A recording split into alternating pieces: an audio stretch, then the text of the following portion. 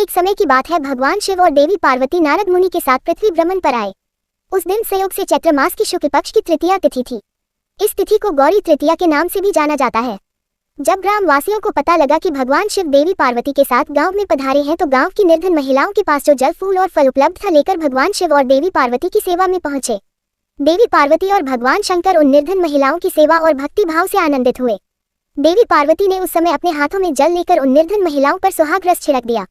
देवी पार्वती ने उन निर्धन महिलाओं से कहा कि तुम सभी का सुहाग अटल रहेगा। उन निर्धन महिलाओं के जाने के बाद उस गांव की धनी महिलाओं की टोली हाथों में विभिन्न प्रकार के पकवान सजाकर शिव पार्वती की सेवा में आई।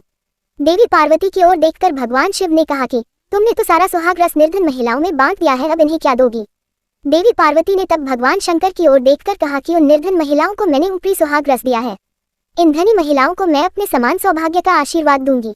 इसके बाद देवी पार्वती ने अपनी एक उंगली को काटकर उससे निकलने वाले रक्त को सभी धनी महिलाओं के ऊपर छिड़क दिया। जिसके ऊपर जैसा रक्त गिरता गया उसे उतना सुहाग मिलता गया। इस तरह देवी पार्वती ने चैत्र शुक्ल तृतीया तिथि को निर्धन और धनी महिलाओं को सुहाग बांटा था। इसके बाद देवी पार्वती भगवान शिव से आज्ञा लेकर नदी पर स्नान करने गईं। स्नान के बाद देवी पार्वती ने बालू के ढेर से एक शिवलिंग तैयार किया और उसकी पूजा की।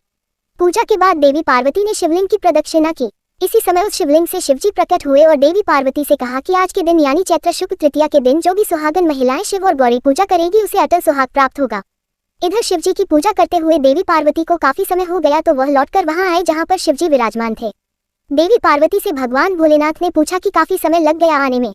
देवी पार्वती ने इस पर यह कह दिया कि उन्हें नदी के तट पर भाई और भावज मिल गए थे। उन्होंने दूध भात खिलाया। भगवान शिवजी समझ गए कि देवी पार्वती उन्हें बहला रही हैं। इस पर शिवजी ने भी कहा कि वह देवी पार्वती के भाई भावज से मिलेंगे और दूध भात खाएंगे। शिवजी देवी पार्वती और नारद जी के साथ नदी तट की ओर चल पड़े। देवी पार्वती ने मन ही मन भगवान भोलेनाथ से प्रार्थना की, हे शिवशंकर, मेरी बात का लाज रखना। जब भगवान शिव नदी तट पर पहुंचे तो वहां उन्हें एक महल दिखा। उसमें देवी पार्वती के भाई और भावज थे। कुछ समय तक शिव और पार्वती उस भवन में रहे।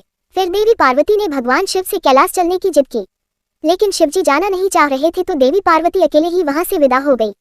इस पर भगवान शिव को भी देवी पार्वती के साथ जाना पड़ा। अचानक से भगवान शिव ने कहा कि उनकी तो माला वही भवन में रह गई है। नारद जी को शिवजी ने माला लेने के लिए भेजा।